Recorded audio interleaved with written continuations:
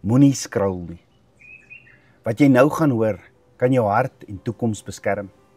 Ek wil vir jou iets sê wat die wêreld nie vir jou gaan sê nie.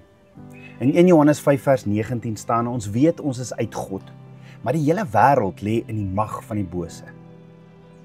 En ons sien dit daagliks. Jy sien dit in jou feed, jy sien dit in jou musiek, in jou DM's, in jou friendgroups. 'n Wêreld wat seks goedkoop maak, wat liefde verruil vir last, wat jou leer dat om jou liggaam weg te gee normaal is. Selfs al verstaan jy nog nie jou hart of jou toekoms nie. Maar hoor gou-gou. Abba Vader het jou nie gemaak vir goedkoop liefde nie.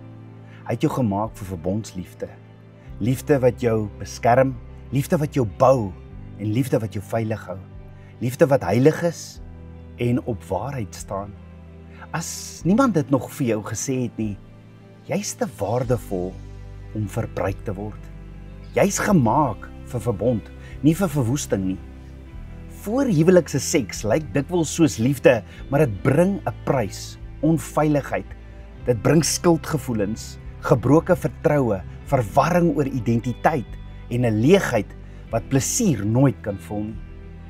Die wêreld noem dit vryheid, maar dit bind jou hart stadig vas.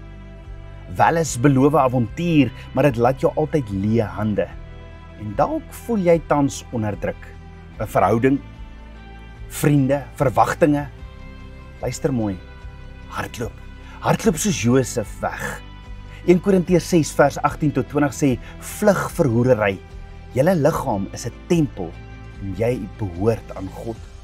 So wanneer ons Vader sê seks hoort nie in huwelik nie, sê hy eintlik, jou hart is te kosbaar om beskerm te wees.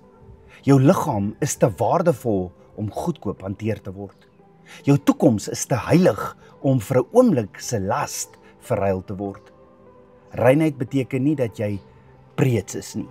Dit beteken jy weet wie jy is. Koning, jy's 'n koninklike. Jy's uitverkies en jy's heilig.